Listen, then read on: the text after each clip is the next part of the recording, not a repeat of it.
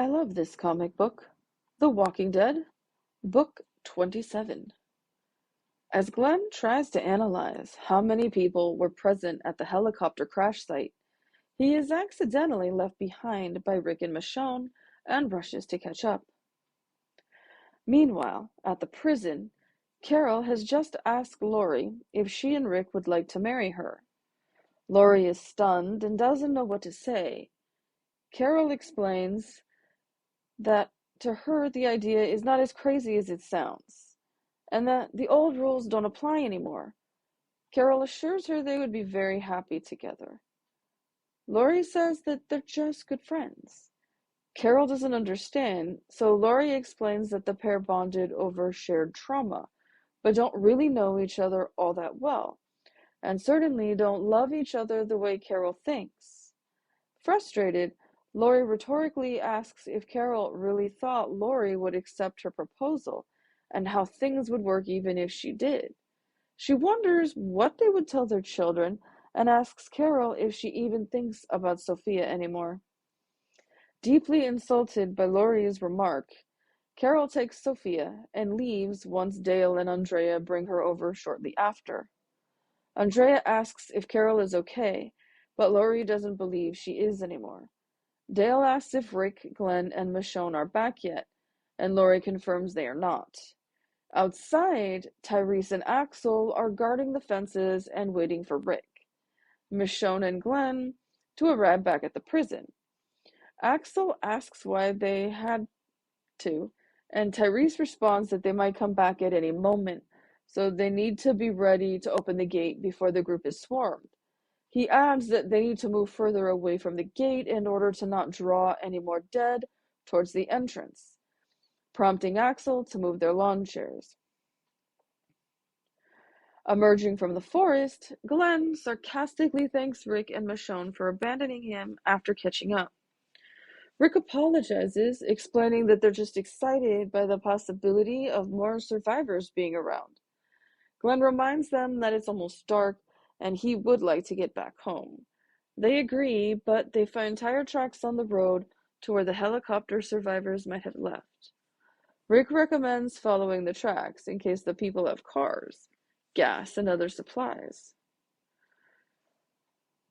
Glenn and Michonne agree, and they continue their trip. They find a mile marker sign, which reveals the town of Woodbury being only 1 mile away. Rick reckons this is likely where the survivors went.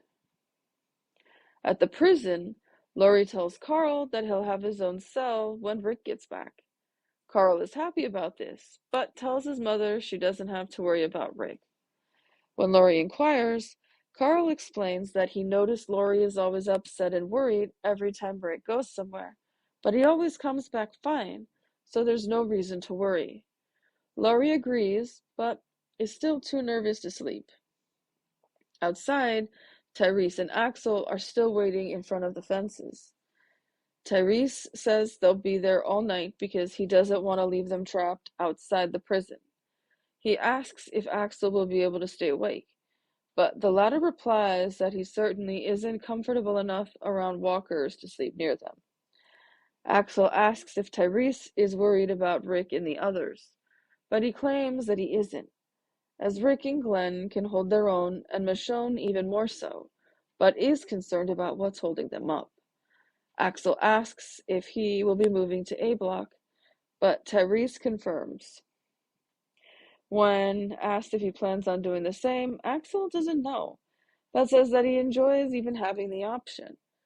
Tyrese says that it's a new world, and muses how weird it is for them to be surrounded by bars and fences all day and be happy about it. Axel comments how, unlike them, he was never out there and doesn't know what it's like to be terrorized by walkers. He admits that he likes this new world better than the old. Inside, Maggie wakes Herschel up and asks to sleep in his bed, since Glenn isn't back yet and she hates being alone in their room. Herschel obliges and makes room for her. Out on the road, Glenn notes the absence of walkers and thinks they're lucky, but Michonne tells him they are there, as she can hear at least a dozen, with more following every minute. She explains that while they're walking by the walkers and not noticing them, they are indeed being noticed and followed by the undead. And while the three of them are faster, it is only a matter of time before they stop and the walkers catch up. Glenn is spooked by this revelation. Back at the prison, both Dale and Andrea are unable to sleep because they are worried about the trio not being back yet. Seeing this, Dale is determined to get some sleep, as they're parents now and need to be awake for the twins tomorrow. Andrea asks if Dale thinks Ben and Billy are fine sleeping on their own, but Dale says the children are tougher than they give them credit for.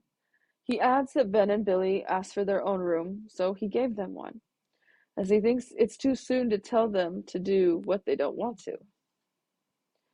Rick, Glenn, and Michonne arrive at Woodbury, but initially find it deserted. Michonne says that they can't turn back now, as they have too many walkers on their tail. Rick thinks that if they catch one, they can rub guts on themselves and walk by, just like they did in Atlanta. Suddenly, the group is flashed by lights, while a voice instructs them to get down on the ground. When they do, all the zombies surrounding them are shot. When this is done, the voice orders them to move towards the light. Rick gets up and wonders who the group is. A survivor named Wes Strunk drags Rick and the others into Woodbury and confiscates their weapons. Rick explains that they only wanted to know what happened to the helicopter survivors and wonders why they are taking their weapons away. The man in charge introduces himself as Martinez and welcomes them to Woodbury, the last little town on Earth.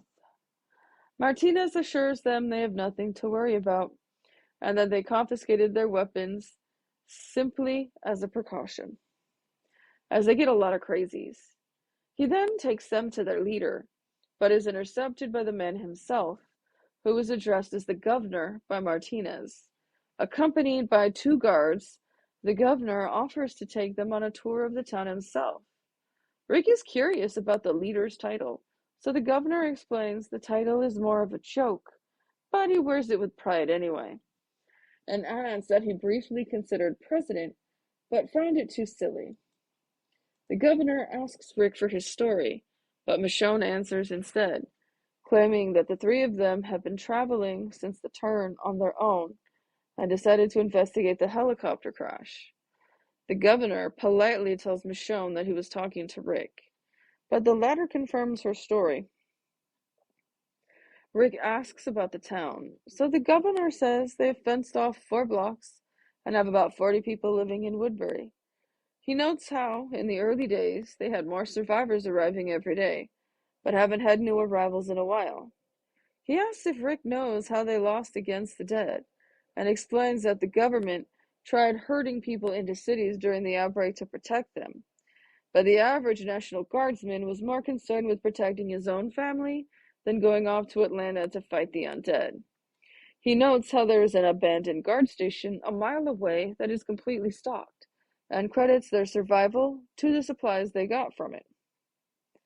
Rick notices they are walking towards a lit stadium, so the governor informs him they are in luck, as there is a fight going on tonight. The arena, which turns out to be a dirt racing track, features a circle of chained-up zombies. The governor explains that the electricity comes from a large generator that was installed so the races could take place even during a power outage.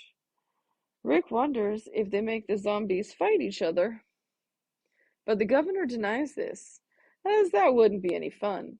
Instead, they have 2 living survivors fight each other and put on a good show, while the biters are just there for motivation.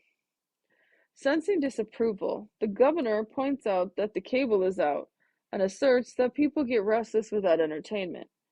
Rick doesn't believe having biters chained up in the town is safe practice, and the governor admits they've had a few accidents at first, but assures Rick that the zombies remain docile as long as they feed them. Horrified, Rick asks what they're feeding them, to which the governor ominously replies that they feed them strangers.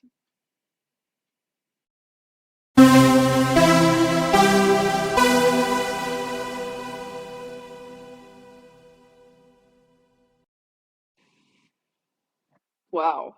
Lori unloads on Carol, pretty much tells her she has lost her mind. Sadly, I think she is right. Is she thinking about her daughter? I don't think so. I don't really think she is thinking clearly at all. She is just grasping at a connection of some kind. Tyrese and Michonne may have broke something in her. Something was likely already partially broken by her husband committing suicide. But now, whatever that was that got broken is completely shattered. She's living in a different mentality than the rest now. If Tyrese and her had stayed together and Michonne had not interfered, then she might still be somewhat okay. But now something in her mind is definitely broken. I think at this point, she is more to be pitied than censored. Axel and Tyrese are keeping watch at the gate for the three to return. The group has become pretty tight-knit now, and they will stay at their posts until the three return so they can safely get back in. The three follow the trail and think that seeing no walkers means that they are in the clear. Michonne is the only one who grasps the truth. Her experience, she hears them. She lived in the wild for months before finding the prison. She bursts Glenn's bubble a little bit when she tells him exactly how many walkers she hears and how many are joining the group following them. They cannot turn back now. That's a scary statement. They find Woodbury, but it's nothing as expected. They aren't sure if the people from the helicopter are there or not either. They meet the governor. He's an odd duck.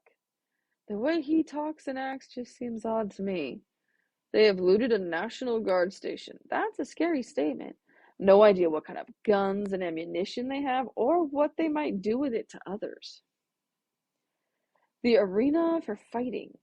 He tells them because the cable is out, they need entertainment. Who are the people that fight? Do they die from the fight? Do they get fed to the walkers that are chained up around the arena? I mean, if they win, if they lose. So far, Woodbury seems a bit strange. All we know is that it has 4 blocks fenced off with about 40 residents and loads of guns.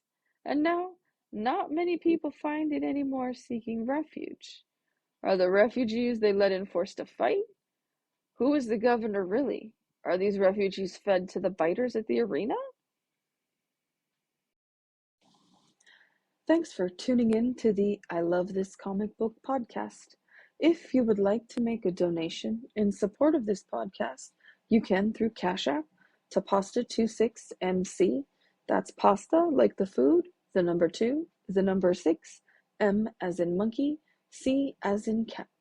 If you would like to sponsor this podcast or advertise on it, please send an email to podcast@pastasworld.com.